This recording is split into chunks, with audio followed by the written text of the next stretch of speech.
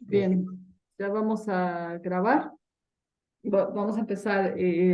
Bienvenidos a los martes de Economía Física, leyendo los documentos sobre la ciencia de la economía de Lyndon LaRouche. Seguimos con nuestra trilogía del espacio-tiempo económico, ahora con la segunda parte de la trilogía, que es el significado del tiempo. Entonces vamos a tener esta siguiente lectura. Nos quedamos en la ciencia, el dinero y la economía. Y también vamos a comentar un poco sobre la lectura pasada. Va a comenzar Mauricio. Adelante, Mauricio. Sí, un segundo. Sí, tengo un par de cosas, estuve repasando, no lo leí todo, sí, la primera, bueno, la primera parte, porque realmente es mucho lo que hay que hacer, pero sí hay un par de ideas que me quedaron quizás un poquito más claras. Una es esta idea de este error que hay de darle un valor físico al dinero y que al principio de la lectura, que nomás tengo aquí, bueno, cuando él hace la introducción y todo eso, eh, de este documento, de quién va a salvar a México, que debería, que bueno, que en ningún momento nombra a México, pero bueno, eso es otro tema. Entonces, él dice que el gran error de la mayoría de los economistas hoy en día está basado en la teoría sobre Adam Smith, sobre esto de las riquezas de las naciones y la teoría de los sentimientos morales, ¿no? Que ahí es donde la mayoría hierra en el tema económico porque están educados así. Y que la economía debe basarse, debe ser una ciencia, ¿no? Basada en la ciencia física, que debe en el fondo estudiar los principios universales. Bueno, y él siempre está poniendo este ejemplo de Kepler porque, como ya lo hemos estudiado antes, Kepler es muy, yo diría, muy claro cuando hace los libros que él deja son muy claros. Y bueno, LaRouche dice que eh, el hombre tiene esa capacidad de poder descubrir o redescubrir principios universales y que estos principios universales no solamente los puede descubrir, sino que como que puede echar mano de ellos para cambiar el universo, que es algo único. El ser humano es la única especie capaz de hacer esto. Bueno, él lo deja muy claro ahí en varias, da como ejemplo lo de Kepler y lo de las culturas ay, ¿cómo es que dice? No me acuerdo, astronavegante, algo así. Pero que en el fondo, bueno, en el fondo él dice que la ciencia no es que claro, es importante estudiar los astros y todo eso, pero que la ciencia no es eso exactamente, ¿no? Sino es esa capacidad de poder descubrir principios. Y yo creo que Kepler es como el mejor ejemplo de todos porque él sí, aunque estudia esto de los planetas y todo eso, de la gravitación universal, que es el verdadero que descubre el principio de la gravitación universal, la verdadera, no Newton, por lo menos a mí, en lo que hemos estudiado me queda claro que sí lo hizo Kepler. Newton no sé, la verdad. Eh, pero que lo que hace Kepler es que como que te deja todo un método, ¿no? Para hacer ciencia. Y eso es lo que después Leibniz utiliza y así, ¿no? No voy a hablar mucho de ello para no gastar mucho tiempo. Y había algo más, pero no sé si alguien quiere comentar mientras. Este, está este tema que también me pareció interesante, que es que la persona, no sé, yo lo entendí así, pero bueno, quizás me equivoque, no sé, es algo que no me queda muy claro, pero él dice que este, la persona lo que hace, ¿no? Un individuo no parte por algo netamente individual, ¿no? Sino es más bien como la cultura, ¿no? Que lo permea es lo que hace que la persona sea así. Y que es un error pensar que uno lo hace como de propio suyo, así, ¿no? De yo individualmente hago, ¿no? Lo que hago con mi vida o lo que hago o como piense viene solamente de mí cuando es la cultura en general la que, o no sé, o lo, como quiera que se les diga, es lo que hace que los individuos se comporten de cierta forma. Por eso en general, en esta cultura que estamos como todos permeados ahora, en general estamos un poquito perdidos y no hay estos grandes genios, ¿no? Que habían con, bueno, no es que antes estuviesen tampoco, porque está, claro, había un poquito mejor de, era un poquito mejor, ¿no? La cultura con el estudio de Platón y los griegos y después con Kepler y todo eso, pero que hoy en día eso ya ni siquiera existe, ¿no? Entonces eso es lo que crea un poco la cultura. Y hay otros temas que no sé, pero que habla sobre la tragedia, no me quedó muy claro, pero no sé si alguien me pareció interesante. Ah, lo último es sí que él dice que un principio universal es algo que como que funciona en todo el universo, ya sea en lo muy grande o en lo muy pequeño, ¿no? O en cosas locales o en cosas más universales. Y que si no es así, pues no es un principio, como que eso me quedó muy claro, ¿no? Y no sé si alguien quiere decir algo después sobre esto, sobre lo de Euclides. Pero estos días les estuve dando un poquito de vueltas a eso y estudiando un poco lo que es porque hay la geometría, bueno, en el mundo de las matemáticas, digamos, actuales, o de las ciencias matemáticas de ahora, está lo que es la geometría euclidiana, que es obviamente de Euclides, y bueno, y después se extiende un poquito más entre gente como Descartes y así, ¿no? Pero que después Gauss y otro matemático que se llama Janos Bolyai, crean lo que es o descubren lo que es la geometría no euclidiana. Y bueno, y después está, y Larouche dice que con eso no es suficiente y que lo que se necesita es una geometría anti-euclidiana, que eso sí lo hace Riemann. No conozco bien a Riemann, o sea, el trabajo de Riemann no me lo he estudiado del todo. Esto de Gauss y de Janos Bolyai lo he visto un poco, es como lo que llaman esta geometría hiperbólica, donde están estas curvas que son negativas, ¿no? Al inverso de que las otras que son positivas, ¿no?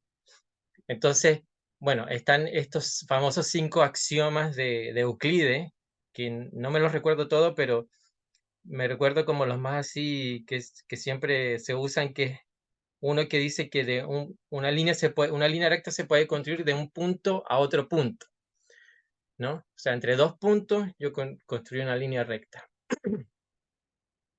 Lo otro es que si esa línea recta yo la sigo extendiendo, sería una línea infinita, ¿no? Crecería de manera infinita y nunca, sí, sería una línea que nunca dejaría de crecer, una cosa así, ¿no? Y el quinto, que es el más famoso, que es de que los ángulos internos de un triángulo tienen, de ahí sale eso de que los ángulos internos de un triángulo suman 180, y las famosas parábolas, que es cuando hay dos ángulos rectos, ¿no? Y si yo hago dos líneas, las dos famosas paralelas que digo, en esos dos ángulos rectos jamás se topan esas dos líneas, ¿no? Estas dos líneas que van, digamos, en ángulos rectos jamás se llegan a tocar. Y eso, pues, en la geometría hiperbólica no se cumple, mucho menos en la riemanniana o en la anti-euclidiana, no se puede cumplir, es imposible. Si yo hago, por ejemplo, en una esfera, por ejemplo, hago esto de las ángulos rectos, al final sí se tocan, ¿no? Las líneas, ¿no? Va a llegar un momento en que, entonces, ahí se destruye ese axioma, se hace pedazos, ¿no? No sirve. El de la línea entre dos puntos tampoco, porque si yo tengo una esfera, ¿no? Y digo un punto aquí, no va a ser una línea recta, ¿no? Mi trazado va a ser una curva. Entonces, ese axioma también se destruye, ¿no? Y el de que si yo la construyo una línea continuamente en una esfera, sí, es un círculo, ¿no? Digamos, no sería ya una línea recta infinita, ¿no? Entonces, ese axioma también se destruye totalmente en esa geometría, en la hiperbólica también. Entonces, entonces Larouche dice que esos son supuestos axiomas, ¿no? A priori, y un axioma no puede ser, si se cumple, yo entiendo, tiene que ser algo así como lo que hace Kepler, ¿no? Que es un principio universal, un axioma tiene que estar basado en eso, y si se cumple en una cosa, se tiene que cumplir en todas. Entonces, si no se cumple más que, digamos, en un supuesto plano recto, que eso todavía no me queda muy claro, porque como ya saben, Einstein descubrió y se demostró además que el universo es curvo, ¿no? Tiene una curvatura. Entonces, si esos axiomas no se cumplen en todas estas tipos de geometría, pues dejan como que ya no son, ¿no? Ya no es algo universal, quizás algo puntual, pero este, yo creo que ahí es donde está el gran error de Euclides, quizás tengo que investigar un poquito más eso, pero quería compartir eso porque lo había visto un poquito estos días. Eso sí, a grandes rasgos. Ok, ok, gracias, Mauricio. Bueno, ¿alguien quiere comentar algo?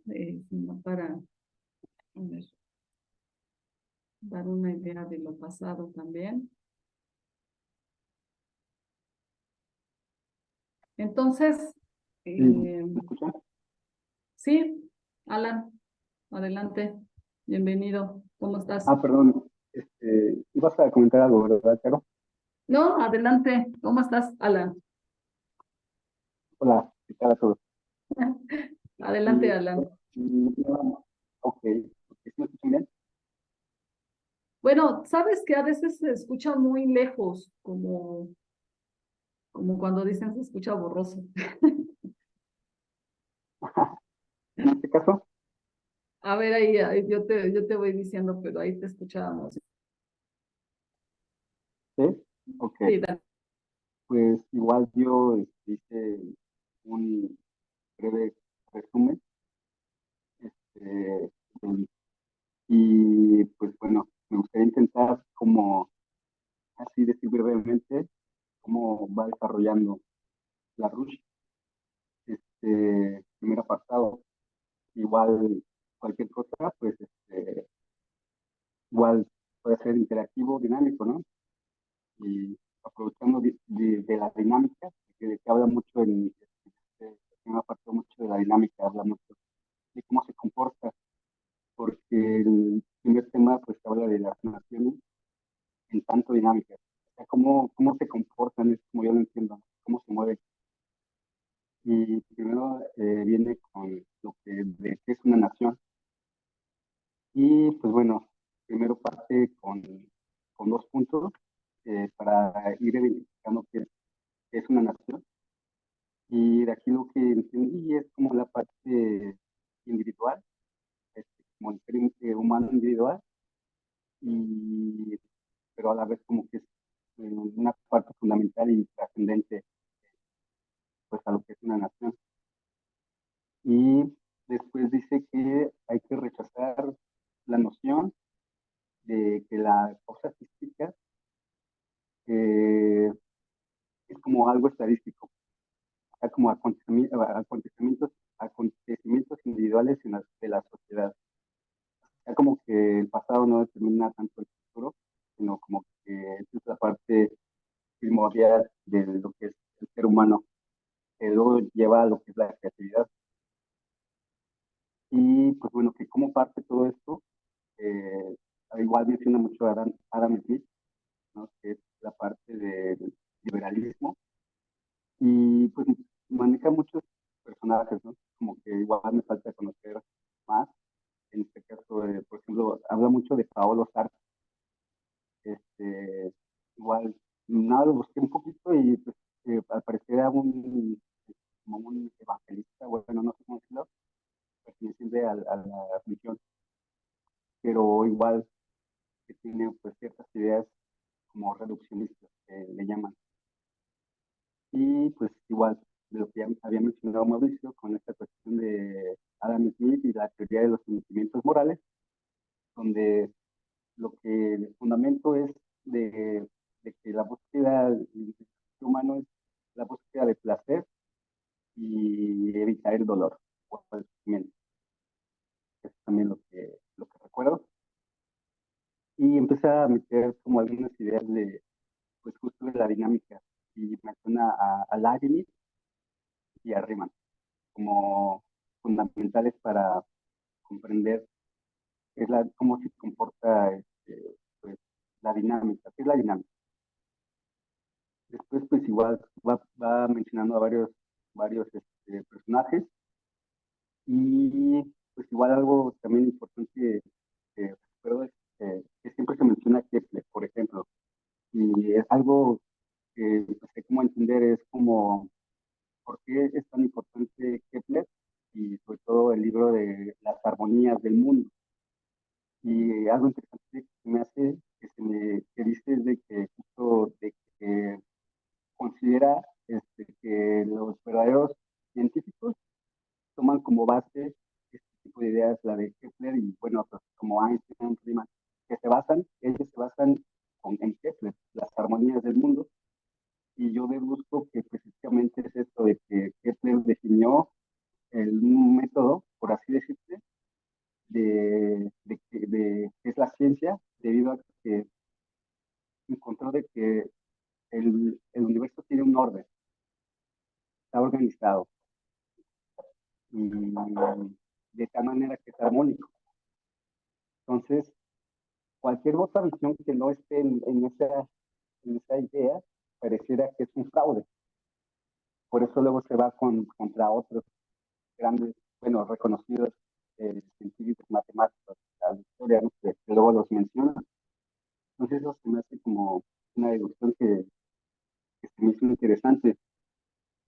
Y eh, bueno, entonces, después mete pues, el término de dinámica, de dónde viene, de Platón, de Dunan, de, pues, pues como que tienen toda una historia filosófica fuerte de qué es la dinámica.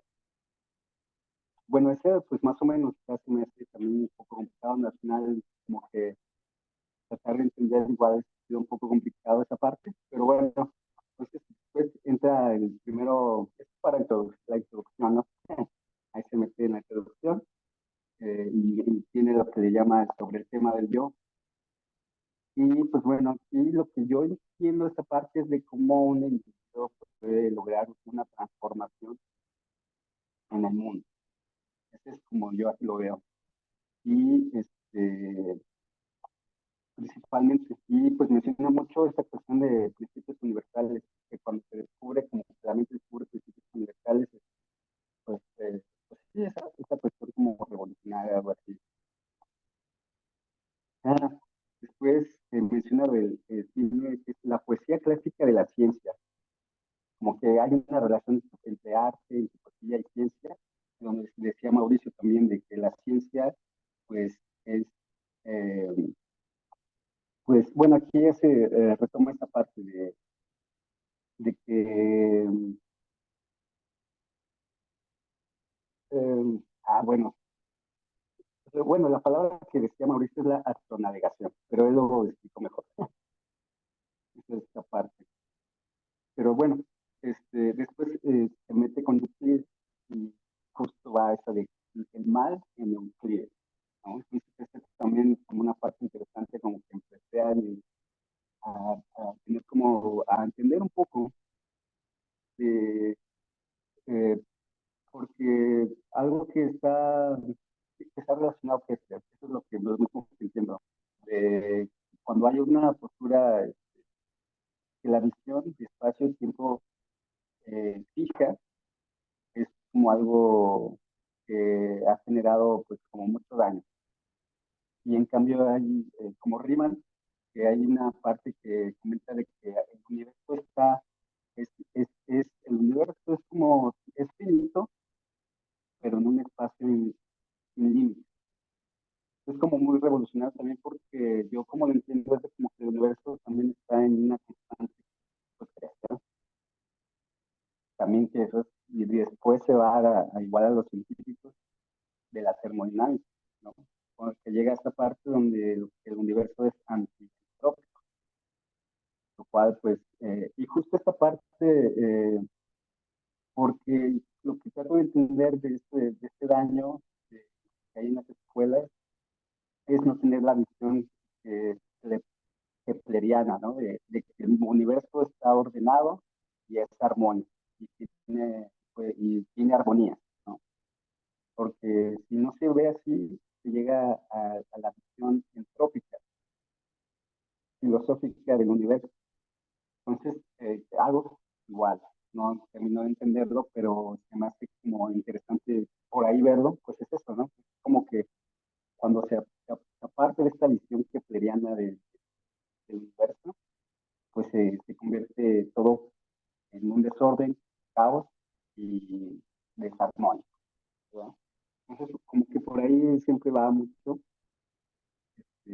mencionando la Rush, pues muchas ideas de cómo es la verdadera ciencia, ¿no? Entonces yo lo veo así como la verdadera ciencia está con base en las armonías del universo, del mundo.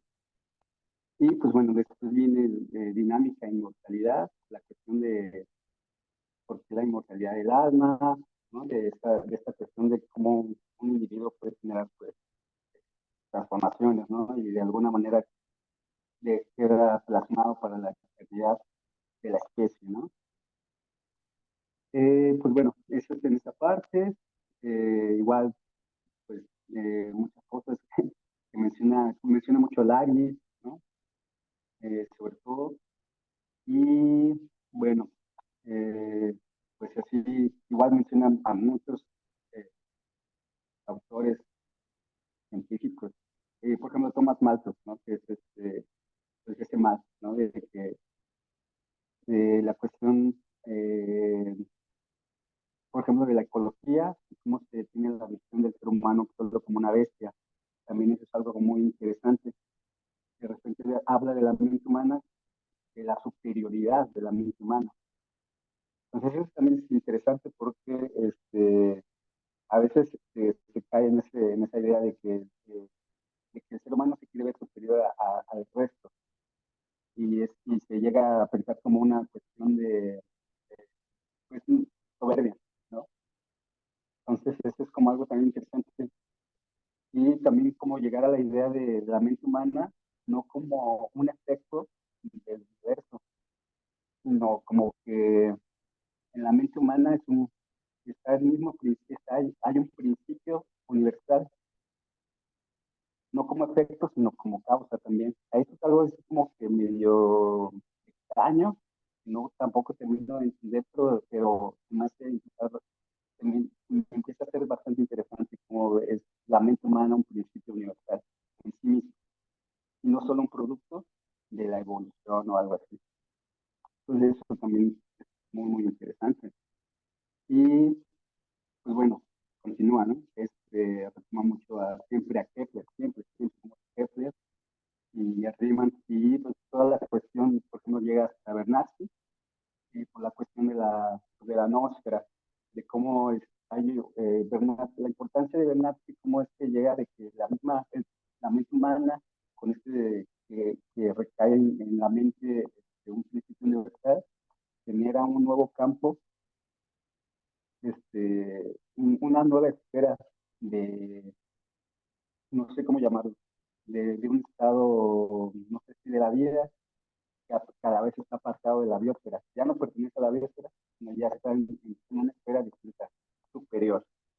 Entonces también es muy interesante. Y pues bueno, continúa, después se va sobre algunos matemáticos, como Descartes, Lagrange, y cómo se me hace mucho más interesante esta historia de cómo es que, según LaRouche, ha habido pues, la intención a conciencia de hacer que la educación no sea kepleriana ni lagrangiana, o sea, que no se piense en las armonías ni en el orden del universo. Eso es lo que, como yo lo interpreto. Entonces, y que literalmente científicos, matemáticos han abogado a hacerlo así, para ir en una opción contraria. Entonces, también es como bastante fuerte, fuerte porque como han hecho eso, ¿no?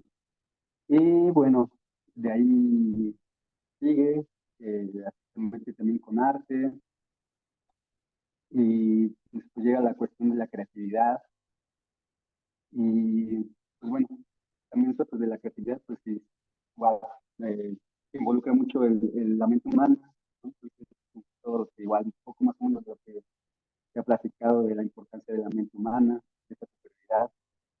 Ah, y bueno, de ahí igual, más o menos ahí le entendí, y, y pues hasta ahí podría dejar. Gracias, Alan. Gracias por tus comentarios. Sobre todo esta parte, ¿no? De ir dando toda, como ir desmenuzando el hilo, ¿no? Ir jalando el hilo de todo lo que presenta Lina en sus documentos. Siempre tiene una coherencia y una relación, porque a veces uno solo ve que salen temas y temas y temas y temas, pero sí tienen una relación, es una cadena que Lin va construyendo. Bueno, ¿quieres mencionar a alguien más algo o anexar a lo que ha comentado Alan?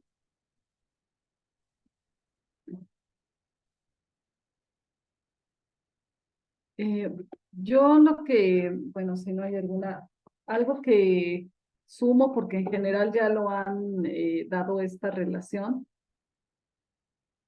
lo que yo sumo es esta parte de, como comentaban ustedes, Lin hace una distinción y pone de una forma muy importante el concepto de tiempo y de espacio, ¿no? Como algo fijo.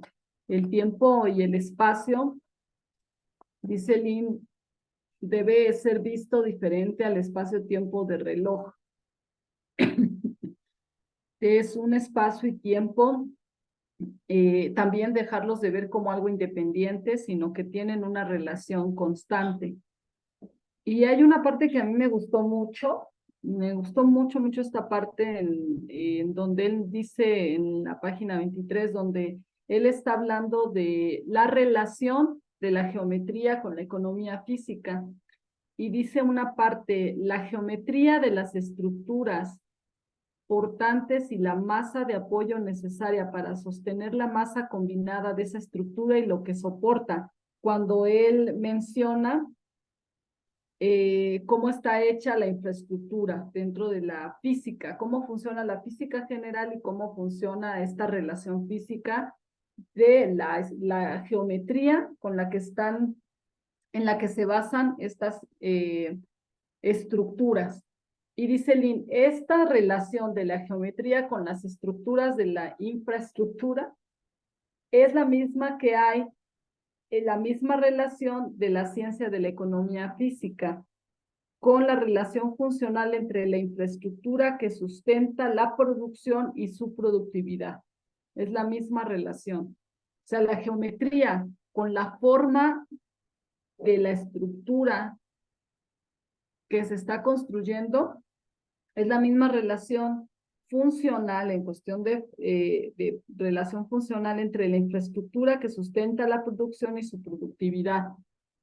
¿No? Por eso Lin enfatiza esta parte del espacio y el tiempo, no como reloj, sino dinámico, espacio-tiempo económico, ¿no?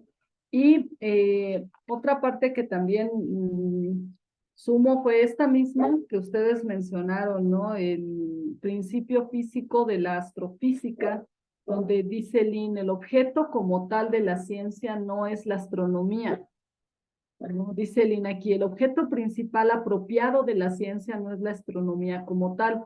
La ciencia es la extensión de aquello cuya existencia misma se demuestra, no en las estrellas a las que Shakespeare hizo caso omiso en su Julio César, sino en cierta singularidad del propio comportamiento humano, una singularidad que ha de deducirse del interés histórico único de nuestra especie. Y ahí es lo que mencionaban ustedes, ¿no? Que el ser humano no es un objeto del universo, sino el ser humano coparticipa de un principio, él representa un principio de creación constante, de cambio y mejora constante. No es solamente una cosa más que fue echada al universo, ¿no? No es parte de lo vivo, de lo no vivo.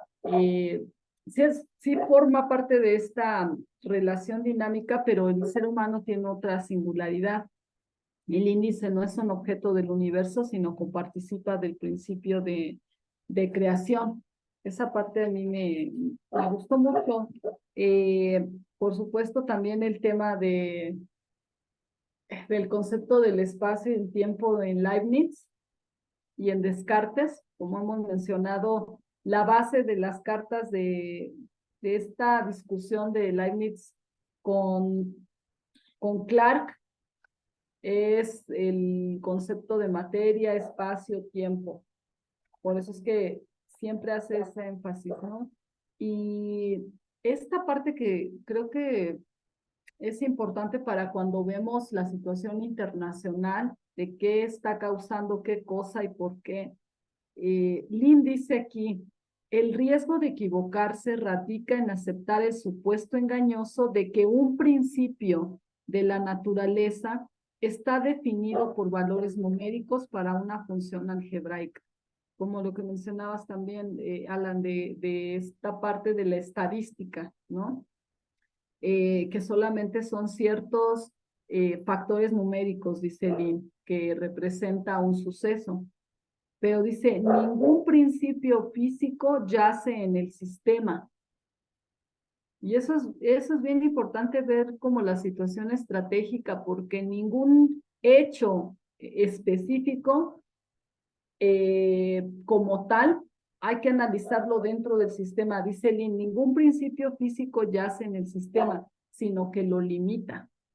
La característica de un principio físico no es que es parte del sistema, sino que autolimita a todo el sistema. Esa es la característica. Y dice Lynn, ningún principio físico de verdad universal yace en el sistema, sino que como Einstein insistía, lo limita. Y es cuando Lynn menciona el tema de la gravitación. La gravitación no es una relación de tipo mecánico dentro del sistema, más bien limita al sistema entero.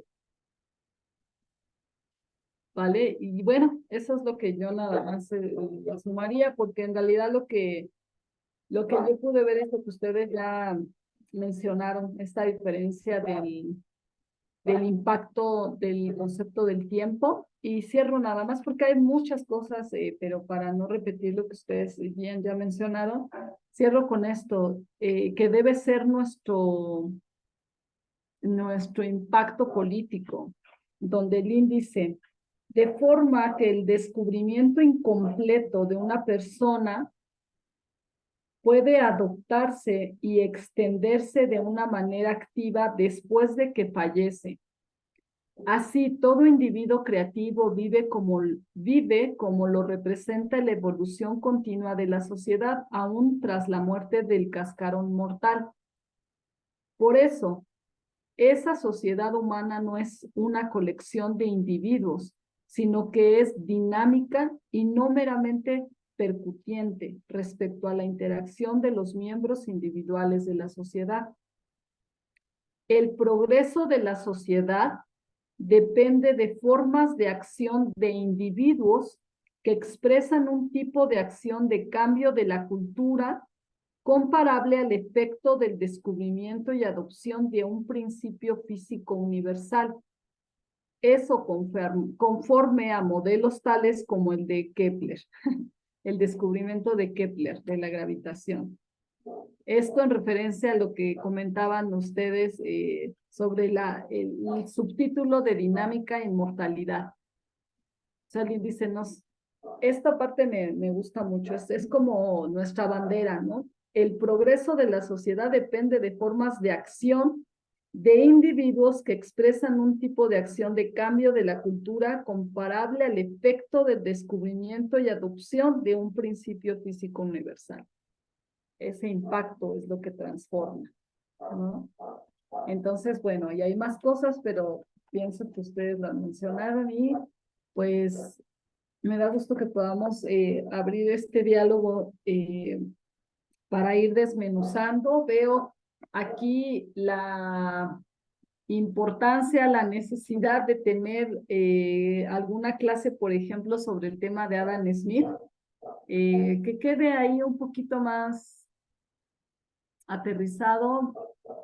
Por supuesto, no vamos a dar una clase de Adam Smith porque para eso no sería toda la clase sobre eso, sino en realidad con List, ¿no? Con Federico List, porque es que hay este ataque a Adam Smith con su concepto de productividad, etcétera, etcétera, etcétera. Entonces ahí está esa opción de los que estén interesados en proponerse para alguna clase sobre Adam Smith y por supuesto con Federico List y su libro de aquí lo tengo, ¿cómo se llama? Siempre se me olvida. Sistema Nacional de Economía Sí, Política. aquí lo tengo, sí. Sistema Nacional de Economía Política. Ahí está. No quiero decir nombres, pero ahí está la opción para una clase con el tema de Adam Smith. Y sigue el tema del ecologismo y sigue el tema de Descartes.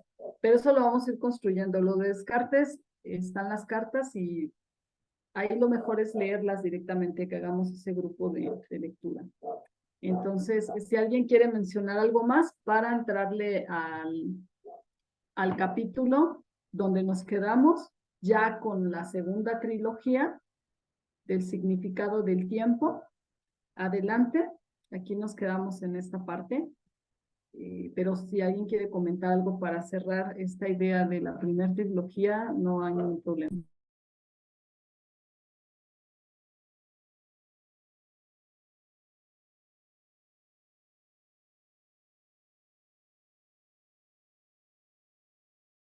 Ok, vamos a continuar con la lectura. Aquí es donde nos quedamos la vez pasada, la ciencia, el dinero y la economía. Y que se estaba poniendo muy, muy bueno la lectura. ¿A quién quiere comenzar la lectura?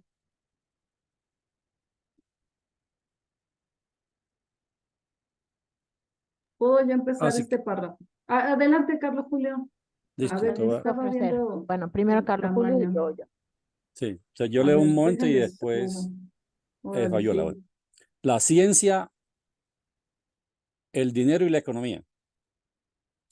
Dicho eso, hasta aquí, en las páginas previas de este informe, el asunto esencial a considerar aquí es el hecho que los seres humanos, a diferencia de cualquier otra especie viviente, tienen el poder innato de hacer descubrimientos de principio realmente creativos que, una vez adoptados por la sociedad, transforman el universo por lo menos de manera implícita.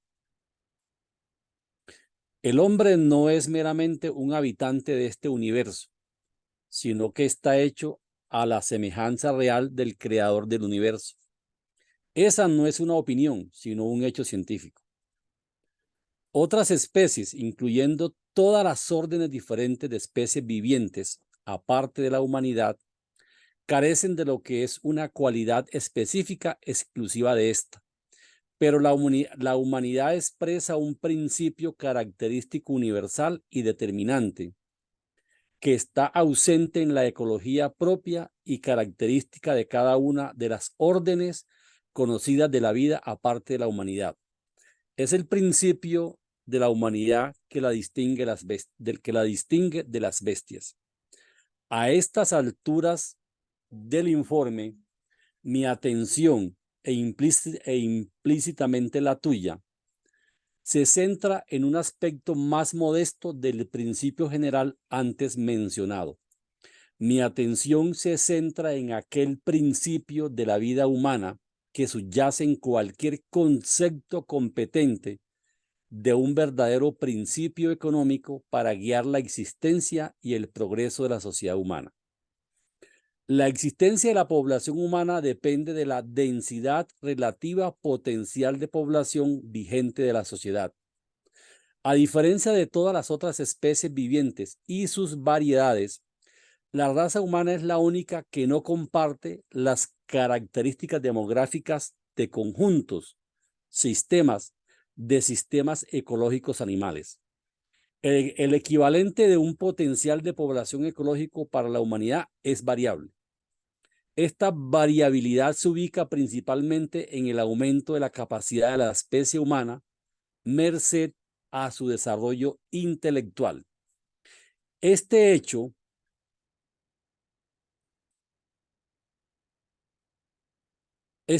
sale a relucir de la manera más impresionante al hacer un sencillo contraste entre el aumento de la población humana del planeta y el nivel de los simios superiores.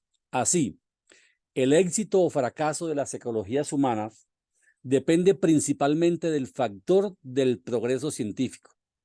Al empotrarse ese progreso en su influencia y su efecto a través de aumentos de los poderes productivos físicos del trabajo, como esto ocurre mediante la realización de descubrimientos de principios científicos fundamentales que se expresan como cambios ascendentes en la cultura de sociedades enteras, o por el contrario, el estancamiento cultural relativo, el estancamiento de las prácticas de ciertas porciones que las componen, como las chusmas más o menos neumalthusianas entre la población de esa cultura.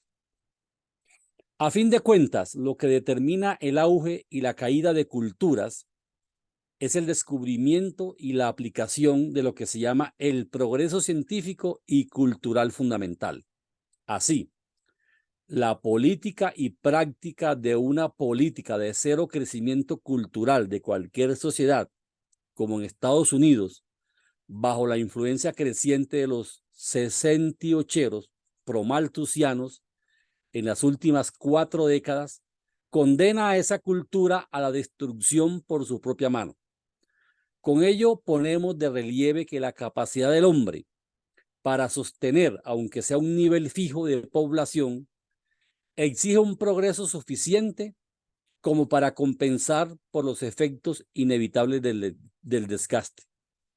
El éxito de la especie humana, su Carlos Julio, superior... ¿está bien el tamaño o No, estoy bien. alargo la letra? No, yo lo leo bien. Ah, bueno, Sí. está bien. El éxito de la sí. El éxito de la especie humana, su superioridad fundamental en tanto tal sobre todas las especies animales, la condena a un compromiso con lo que es, a fin de cuentas, el progreso científico fundamental en la práctica de la economía física per cápita y por kilómetro cuadrado del territorio.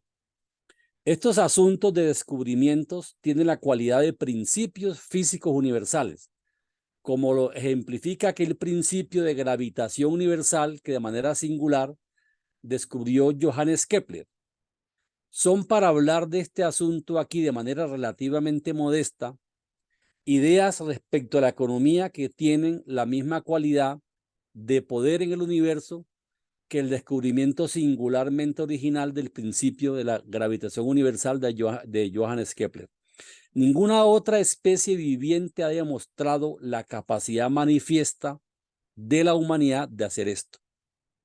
Esto significa que para sobrevivir se tiene que cambiar de inmediato, ya sea a la civilización actual de manera súbita y radical, para regresar a políticas congruentes con las tendencias expresadas por el presidente Franklin Roosevelt.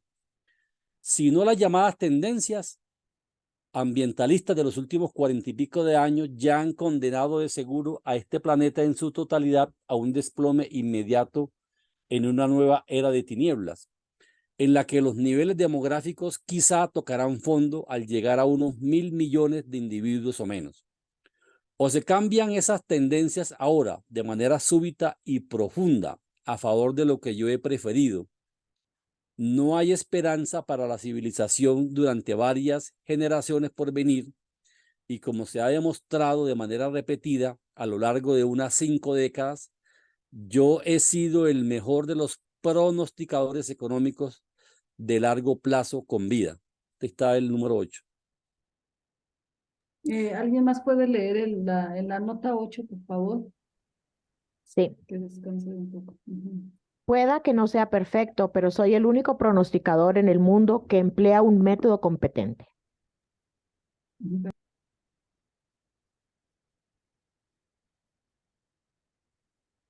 Así que la creatividad humana, tal como la he descrito en resumen, es una cualidad específica del potencial volitivo de la mente humana, cualidad que no aparece en ninguna otra especie viviente y cuya raíz no se encuentra en el aparato biológico de ninguna otra especie viviente.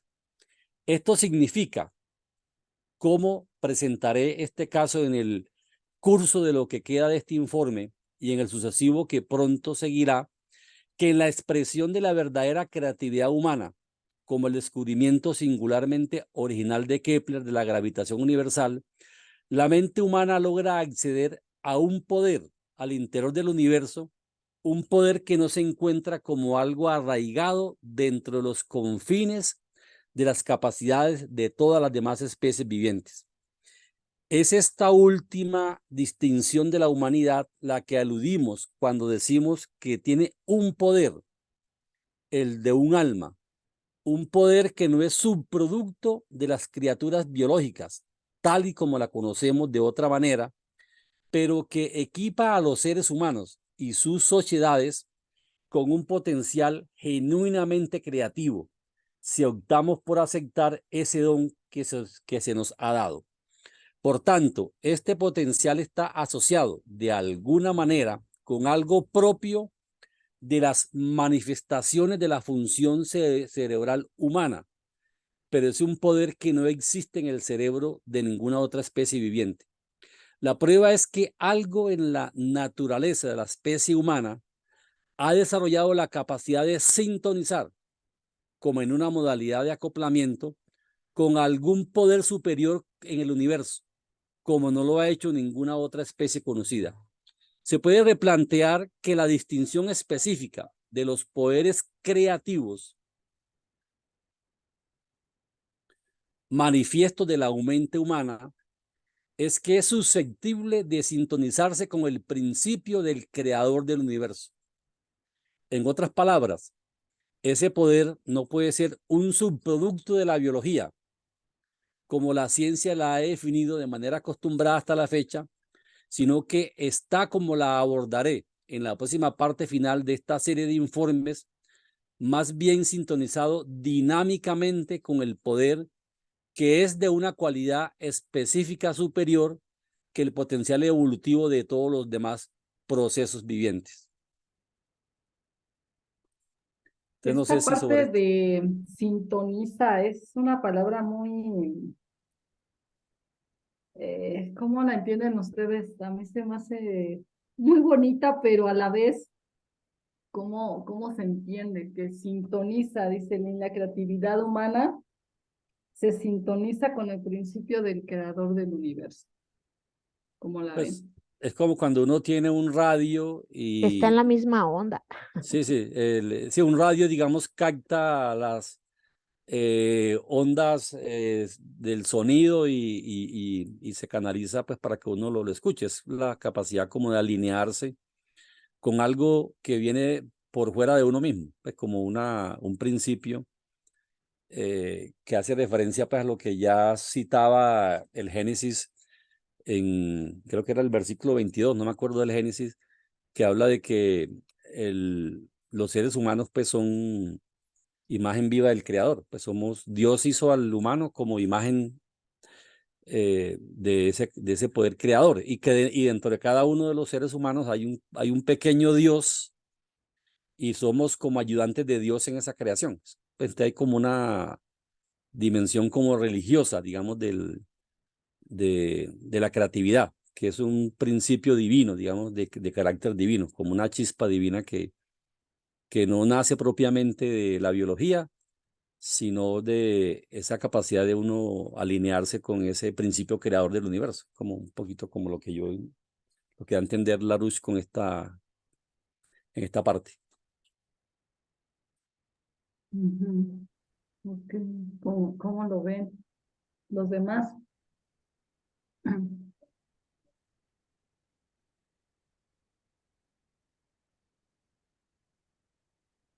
Esta parte que acabamos de leer, ¿cómo la ven, cómo la entienden?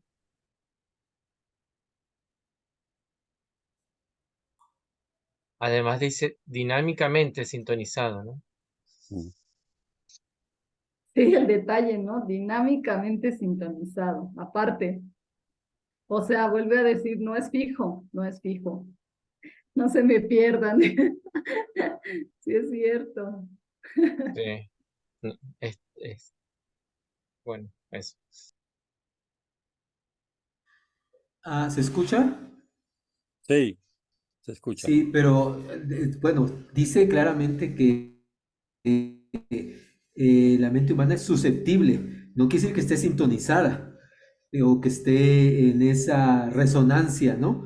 Sino que somos susceptibles, o sea, podemos hacerlo, pero ¿O no no? es algo que esté dado. Sí, podemos hacerlo o no, exactamente. Es Y una creo que ahí pues voluntad. entra Ahí ahí habla de Ajá, volitivo, exactamente. sí, volitivo, que es una decisión, una Exacto. decisión que se toma. Sí, y también la polémica o la discusión que Larouche siempre mantuvo contra los darwinistas y neodarwinistas que niegan total y absolutamente cualquier principio de creación, ¿no? De hecho, hace años, como comentario, hace años, unos 15 años, se dio una celebración del origen de las especies de Darwin, de la obra central de Darwin, y resulta que los darwinistas quedaron muy mal parados, ¿no? No pudieron defender, y quienes salió al paso para ayudar en cierta forma a que no quedaran totalmente desprestigiados, fueron los propios, porque era un evento amplio, fueron ciertos teólogos católicos que dijeron, no es que se niegue la evolución, lo que queremos que se entienda es que es una evolución dirigida, ¿no? Porque hay un principio creador detrás. Y bueno, pues eso, creo que eso es lo que Larouche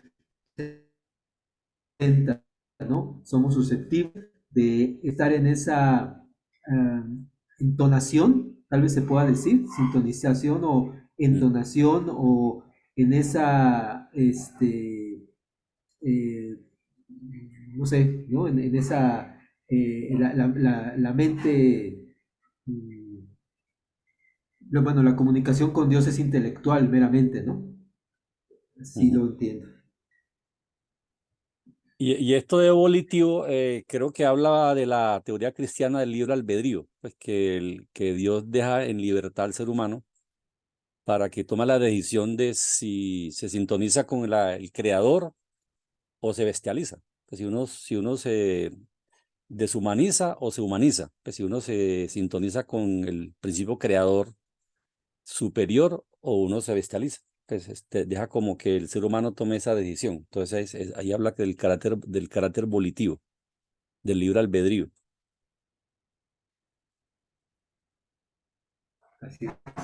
Sí, sí, esta parte es muy interesante porque sí lo va construyendo la parte de la voluntad, el poder del hombre, la cualidad volitiva. Pues nos da tiempo de leer este párrafo y quedarnos picados con el tema. ¿Quieres seguir leyendo, Carlos Julio, o alguien más quiere Listo. ayudar? Dale. Bueno, la dinámica de la economía. Lo que acabo de decir sobre este asunto no es especulación, es un hecho práctico definido por la distinción específica, manifiesta, práctica y experimentalmente accesible entre la especie humana y todas las demás. Tal es el genio creativo expresado por personalidades tales como Riemann, Einstein y Bernanke. Cuando me refiero, como lo hago aquí, a acceder, entre comillas, a algún poder que no es identificable como algo contenido dentro del miembro individual de la sociedad o cualquier otro tipo de proceso comparable pertinente, estamos en el dominio de la dinámica. Ahí estamos hablando de la dinámica del Dunami, ¿cierto? De la dinámica, del modo que Leibniz empleó este concepto, que es dunamis. La verdadera expresión de lo que deberíamos querer decir cuando empleamos el vocablo dinámica en la ciencia física es que además de los objetos discretos de la percepción sensorial o tipos de asuntos relacionados, la forma de organización dentro de cuyos límites existen tales manifestaciones locales es en sí un objeto eficiente de la conceptualización científica. Voy a leer ese párrafo otra vez. La verdadera expresión de lo que deberíamos querer decir cuando empleamos el vocablo dinámica en la ciencia física es que además de los objetos discretos de la percepción sensorial o tipos de asuntos relacionados, la forma de organización dentro de cuyos límites existen tales manifestaciones locales es en sí un objeto eficiente de la conceptualización científica. Esta distinción surge inevitablemente cuando nos vemos impelidos a reflexionar sobre el hecho de que el espacio y el tiempo, como lo definen Euclides o Descartes, en realidad no existen, sino que más bien son expresiones de objetos de una clase especial que actúan sobre y se ven afectados por lo que de otra manera reconocemos como algo parecido a nuestra intención al señalar objetos discretos. Llamemos objetos indiscretos, formas de la dinámica que a su vez son una cualidad. Se me perdió, a ver. Llamemos objetos discretos, formas de la dinámica que a su vez son una cualidad especial de objeto conceptual de tipo físicamente eficiente, como Leibniz definió la dinámica moderna, dado que tienden a entrometerse en todos lados, como la gravitación universal, quiérase o no tener esa interferencia. Estamos hablando aquí de la causa eficiente, ¿cierto? De Leibniz. Pues sí, ¿no? La gravedad es bien indiscreta. Se mete por cualquier parte, ¿no? Sí. Esta parte a mí no me quedó clara, entonces sí, volver a revisar esto, porque dice esto, la forma de organización dentro de cuyos límites existen tales manifestaciones es en sí un objeto eficiente de la conceptualización científica. De ahí me quedé que... Pero okay. sí, eso tiene que ver como con la... Pues eso, ¿no?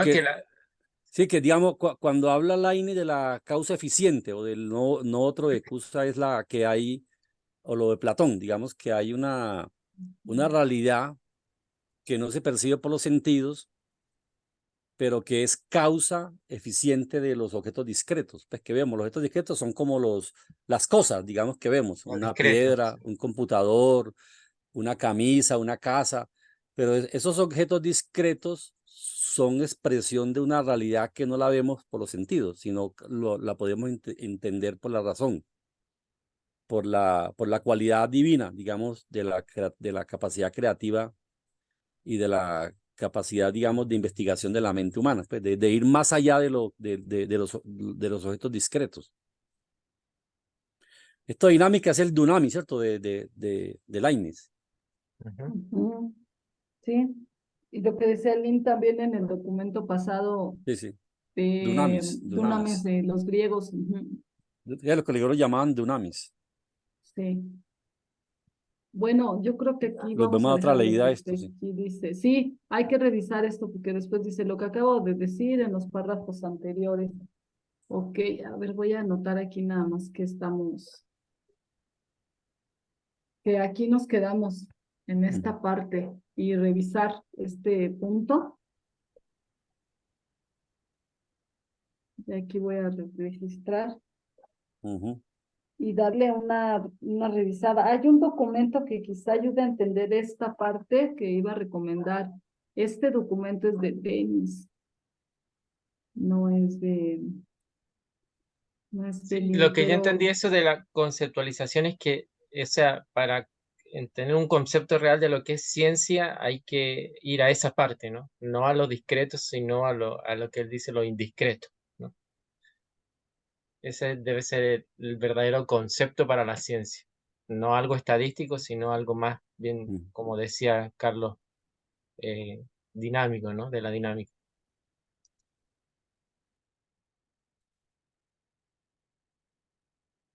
este es un documento de Denis que se llama la característica universal en Leibniz. Ah, ¿por qué ¿Por no qué nos lo debemos envías? enterrar? Ah, Sí, sí envíanoslo voy a ahora enviar por el el link. WhatsApp. Ajá, y aquí nos puede ayudar como referencia de aquí al martes, darle una Ah, podemos dar ojeadita. una leidita a este, listo. Ajá, Ujú. y bueno, por hoy Te lo envías al ha WhatsApp. sido muy bueno. Sí, Bueno, se los gracias. envío al WhatsApp y por hoy dejamos hasta aquí. Nos vemos el viernes con la reunión con Denis y el próximo martes. Gracias Bueno. a todos. Saludos. Nos vemos.